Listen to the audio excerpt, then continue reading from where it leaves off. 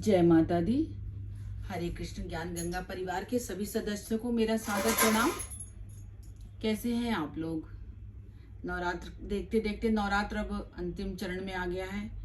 इसी श्रृंखला में कल माता का 8वां दिन होगा और परसों 9वां होगा और 15 को दशहरा।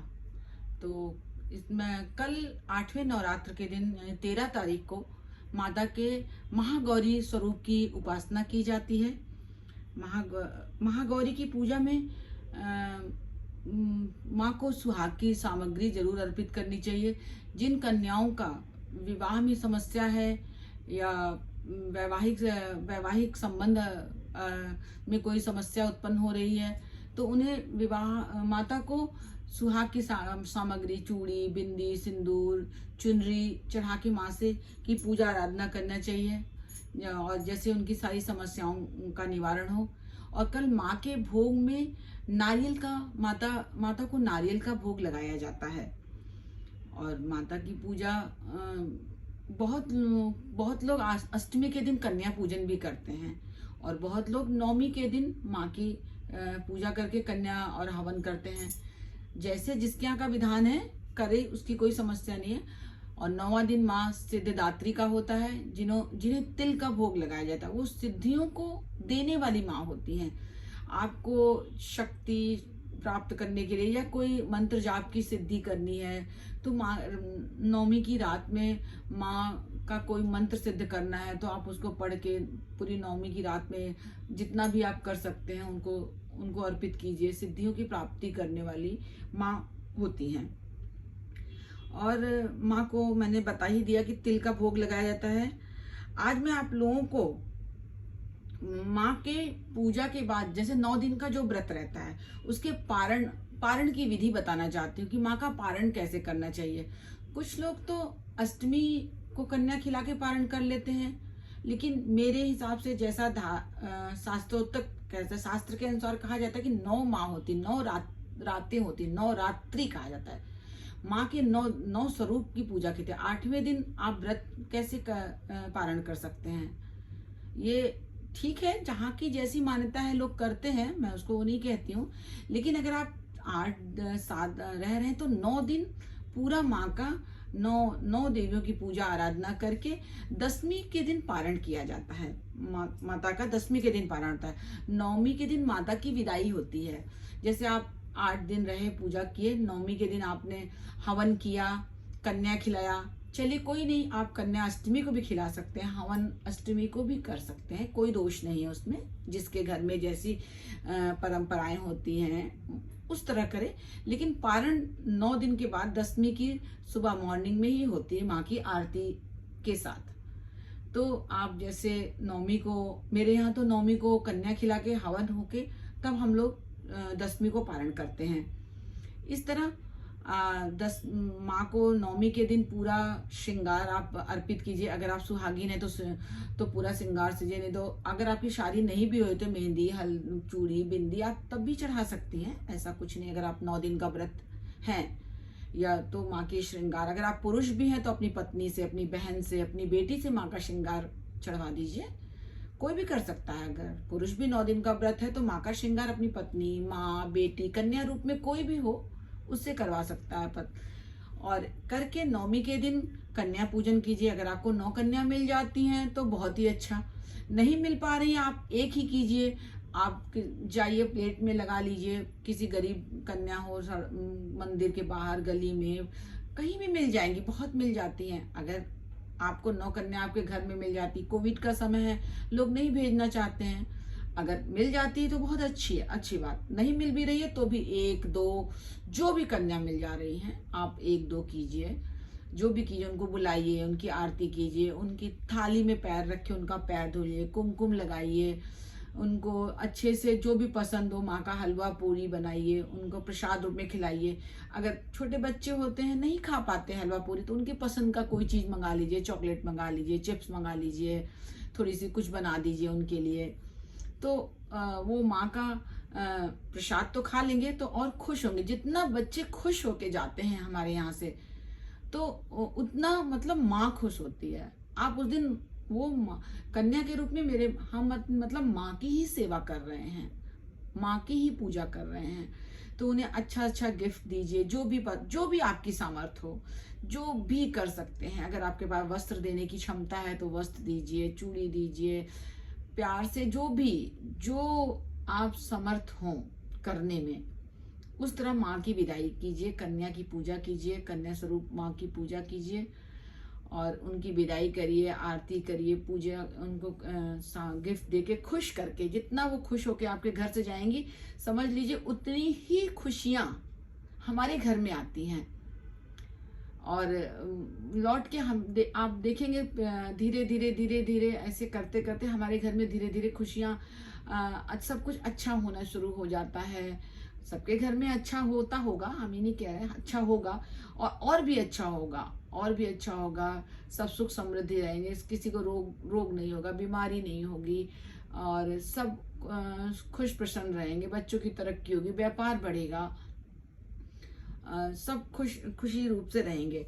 और अब मैं ये बताऊंगी कि जैसे कन्या पूजन आपने कर लिया, सब कुछ हो गया।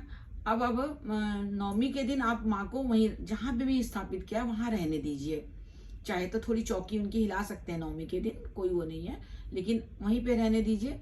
दसवीं के दिन सुबह नहा स्नान आदि करके अच्छे से आप उठेंगे, माँ की आरती भोग प्रसाद करेंगे और उसके बाद आरती करने के बाद माँ से हाथ जोड़ के प्रार्थना करेंगे और उनसे क्षमा प्रार्थना करेंगे।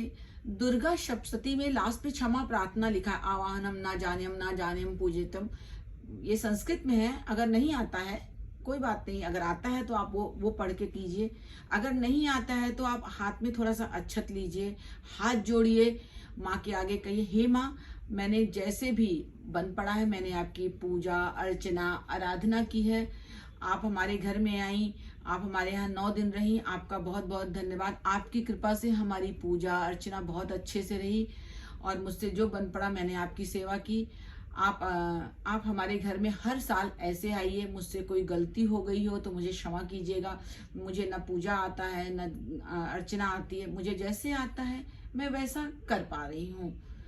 और आप और माँ से यही प्रार्थना करते हुए माँ को माँ को कहिए, माँ से कहिए, हे माँ, गणेश लक्ष्मी हमारे घर में सदा विराजमान रहे और सुख समृद्धि धन संपदा हमारे घर में विराजमान रहे। और माँ, आप अपने स्थान को प्रस्थान कीजिए और हर साल आप हमारे घर में ऐसे ही आइए, हमारे घर में खुशियाँ लाइए और मैं आपकी पूजा अर्चना कर सकूं। ऐसे कह के माँ का विदाई कीजिए। उसके बाद आप माँ जो भी भोग प्रसाद जो भी हो, मिश्री जो भी आप चढ़ाए हो माँ को, वो उठा के उसका जल पी लेके आप माँ कुछ खाइए, पारण कीजिए। और माँ को अगर अपने मंदिर में ही रखे हैं तो थोड़ा हिला के चौकी उनकी जहाँ भी रखे हो हिला लीजिए, और अगर मंदिर से थोड़ा चौकी अलग लगाए हो तो माँ को उठा के अपने मंदिर में स्थापित कर दीजिए। अगर आपने मिट्टी की लिया है तो माँ को प्रोवाइड, अगर अलग से मिट्टी की लाई है कि नहीं प्रोवाइड करना है तो आप उसको प्रोवाइड कर दीजिए। छोटी सी हो या तो अपना घर में भी बहुत लोग छोटी सी ला के टब में पानी भर के माँ को उसमें प्रोवाइड कर देते हैं। जब मिट्टी गल जाती है तो फिर वो किसी गमले में पौधे में डाल देते हैं, ऐसे भी कर सकते हैं। और अगर आपकी धातु की है माँ तो अपने मंदिर में उनको स्थापित कर दीजिए, और मंदिर में ही अगर आपने रखा है तो थोड़ा सा हिला दीजिए माँ को। बस ऐसे करके उसके बाद आप कलश को विसर्जित कीजिए। जो आपने जिस कलश में माँ को आपने बुलाया था उस कलश पे जो नारियल रखा है वो आप कहीं प्रवाहित कर दीजिए। वो नारियल नहीं तोड़ा जाता, बहुत लोग उस नारियल को तोड़ देते हैं, लेकिन मैंने नहीं पढ़ा है, जैसा भी मुझे ज्ञान है और मैंने शास्त्रों के अनुसार धार्मिक मान्यता है, जहाँ भी जितना भी मैंने ज्ञान अर्जित किया है, जितना भी पढ़ा है, उस नारियल को प्रवाहित कर देते हैं। हाँ, अगर हम दूसरा नारियल जो चढ़ाए रहते हैं उसका तोड़ के प्रसाद चढ़ाते हैं। और कलश के अंदर जो सुपारी होती है, हल्दी होती है, जो पैसा होता है, वो आप किसी लाल कपड़े में बांध के अपनी तिजोरी में, अपने धन वाले स्थान पे या भगवान जहाँ भी आप अपना अलमारी में रख लीजिए। हर साल होते होते ज्यादा भी हो जाता है, हर साल कहाँ तक कोई रखेगा, कोई बात नहीं, आप उसको किसी मंदिर में रखाइए, पैसा किसी गरीब को दे दीजिए, और सामान सब मंदिर में रख दीजिए, सुपारी है, हल्दी है, ये सब किसी पेड़ की जड़ में डाल दीजिए, ये हो जाता है। उसके बाद जो जल बचा, कलश का जो जल है वो आप पूरे घर में छींट दीजिए, जैसे सब आपके घर की निगेटिविटी, नेगेटिव एनर्जी सब दूर हो जाए। और उसके बाद जो ज्वारे हैं, ज्वारे जो होते हैं, अब इनका क्या करें, इनको अपना बच्चों की किताब थोड़े थोड़े माँ का आशीर्वाद समझ के बच्चों की किताबों के बीच में डाल दीजिए, अपने धन स्थान पे रख दीजिए। अब और जहाँ बच्चे ऑफिस में हो, अपने ऑफिस में रख दीजिए, ऐसे करके जिससे माँ का आशीर्वाद सब जगह बना रहे। और जो ज्वारे बच जाए, जो मिट्टी बच जाए, वो आप किसी गमले में डाल दीजिए। घर में हो तो घर में भी डाल सकते हैं, अगर घर में गमला नहीं है तो बाहर किसी गमले में, पेड़ के नीचे उनको कर दीजिए।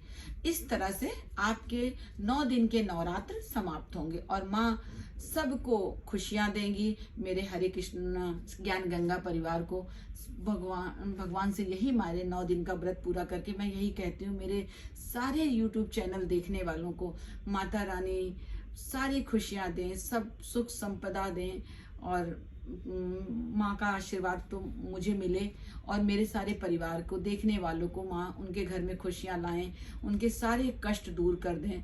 मेरी यही प्रार्थना होगी 10वीं के दिन कि मेरे परिवार, मेरे YouTube चैनल परिवार, मेरे अपने परिवार, मेरे नाते रिश्ते, और खासकर मेरा YouTube चैनल परिवार जो मैंने अभी नया नया शुरू किया है, वो खुश रहे। इसके देखने वाले सभी सदस्य खूब तरक्की करें, उन्नति करें, स्वस्थ रहें। और आप लोग भी माँ की पूजा ऐसे ही करिए सब लोग। कल फिर देखती हूँ, मिलती हूँ आप लोग से, कुछ अच्छा बताने की कोशिश करूँगी। अभी मैंने कहा था ओम ऐं ह्रीं क्लीं चामुंडाई विच्चे की व्याख्या करूँगी। थोड़ा टाइम, आज वीडियो थोड़ा बड़ा हो गया है तो आज ना करके मैं उसको करूँगी, बताऊँगी। अभी तो है, कल 9वीं को बताऊँगी, जैसे भी होगा मैं उसको बताऊँगी ज़रूर। मुझे बहुत अच्छा लगता है, इसकी व्याख्या में बड़ी, इस मंत्र में बड़ी शक्ति है और इसके बारे में जानना, बताना। सभी को मेरा सादर प्रणाम। जय माता दी। श्री हरि विष्णु के चरणों में मेरा सादर नमन। राधे राधे।